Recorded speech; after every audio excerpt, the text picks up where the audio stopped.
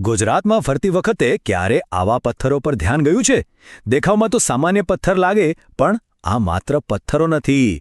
આ છે ગુજરાતના ઇતિહાસના મૌન સાક્ષી, જેને આપણે પાળિયા કહીએ છીએ. ચાલો આજે આપણે એમની અંદર છુપાયેલી વીરતા, બલિદાન અને સંસ્કૃતિની આખી ગાથાને સમજીએ. કલ્પના કરો, ભલે ગુજરાતનું કોઈ ગામડું હોય કે શહેર, કોઈ ખેતરનો શેઢો હોય કે રસ્તાનો કિનારો, ત્યાં સદીઓથી અડીખમ ઊભેલા આ પથ્થરો જાણે આપણને કંઈક કહેવા માંગતા હોય, એવું નથી લાગતું? તો સવાલ એ જ છે કે આખરે આ પથ્થરો છે શું? કોની યાદમાં એમને અહીં ઊભા કરવામાં આવ્યા હશે? અને સૌથી રસપ્રદ, એમની પર જે કોતરણી છે એનો મતલબ શું? ચાલો આજે આ રહસ્યમય પથ્થરોની ગાથામાં આપણે સાથે મળીને ઊંડા ઉતરીએ. સારું, તો સૌથી પહેલાં ચલો એ સમજીએ કે આ પરંપરાના મૂળ ક્યાં જોડાયેલા છે. આ પાળિયા શબ્દ પોતે ક્યાંથી આવ્યો અને આ કહાની કેટલી જૂની છે? જુઓ, પાળિયા શબ્દ સીધો સંસ્કૃતના પાળ શબ્દ પરથી આવ્યો છે, અને પાળનો અર્થ શું થાય? રક્ષણ કરવું. બસ આ નામ જ એમની આખી ઓળખ આપી દે છે, ખરું ને? તો સવાલ એ થાય કે આ કોના માટે છે? તો આ પાળિયા એવા શૂરવીરો માટે છે જેમણે પોતાના ગામ, લોકો કે પછી પોતાના સિદ્ધાંતોની રક્ષા કરતા કરતા પ્રાણની આહુતિ આપી દીધી. આ પથ્થરો એમની એ વીરગતિને, એ બલિદાનને સન્માન આપવા માટે છે. ખરેખર દરેક પાળીઓ આપણને એ સમયમાં પાછા લઈ જાય છે જ્યારે રક્ષણ માટે લડવું એ માત્ર એક ફરજ જ નહીં, પણ ગૌરવની વાત હતી. એમ સમજો કે દરેક પથ્થર એક બલિદાન અને એક શૌર્યગાથાનું પ્રતીક છે.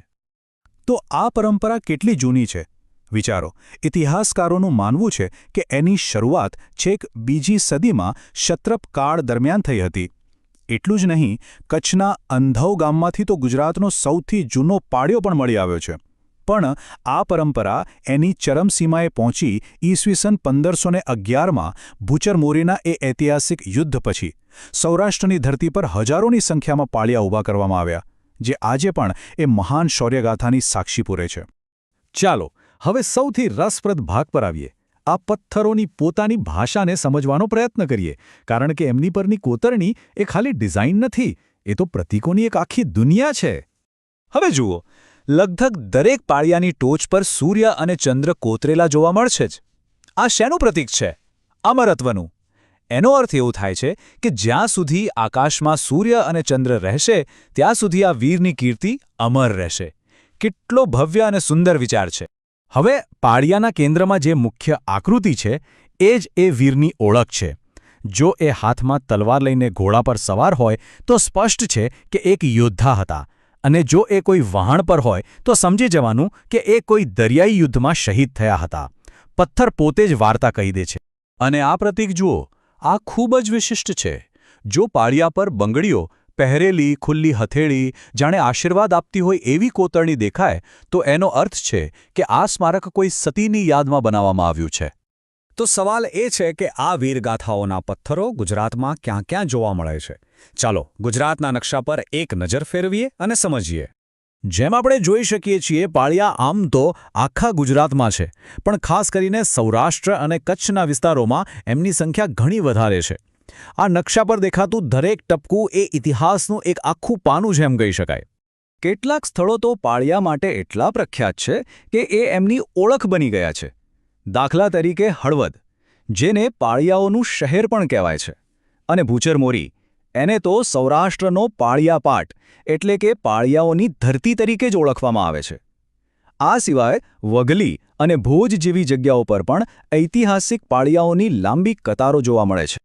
વિચારો, સદીઓ વીતી ગઈ, પણ આ પથ્થરોનું સાંસ્કૃતિક મહત્વ આજે પણ એટલું જ કેમ છે? એનું કારણ એ છે કે આ માત્ર ભૂતકાળ નથી, આ એક જીવંત પરંપરા છે. અને આ જ વાત પાળિયાને ખરેખર ખાસ બનાવે છે. આ કોઈ મ્યુઝિયમમાં મૂકેલી વસ્તુ નથી.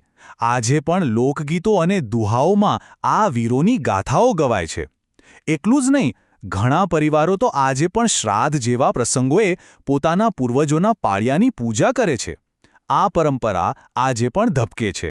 અને હા, ઇતિહાસકારો માટે તો પાળિયા એક અમૂલ્ય ખજાનાથી ઓછા નથી. કેમ? કારણ કે એમની પર કોતરેલી લિપિ અને તારીખ એ બધું જ એ સમયના સમાજ, શાસકો અને ઘટનાઓ વિશે સીધી ફર્સ્ટ હેન્ડ માહિતી આપે છે, જાણે કે પથ્થરમાં કંડારાયેલો એક જીવંત ઐતિહાસિક દસ્તાવેજ. ચાલો હવે એક સામાન્ય ગેરસમજને દૂર કરીએ. ઘણા લોકો પાળિયા અને ખાંભીને એક જ માને છે, પણ શું એ સાચું છે? ના, બિલકુલ નહીં. બંને વચ્ચે એક બહુ જ મહત્વનો તફાવત છે. તો તફાવત શું છે? બહુ જ સ્પષ્ટ છે. પાળિયા એ કોઈ વીર યોદ્ધાની યાદમાં બને છે જે યુદ્ધભૂમિ પર વીરગતિ પામ્યા હોય, એટલે જે કદમાં મોટા અને ઝીણવટભરી કોતરણીવાળા હોય છે.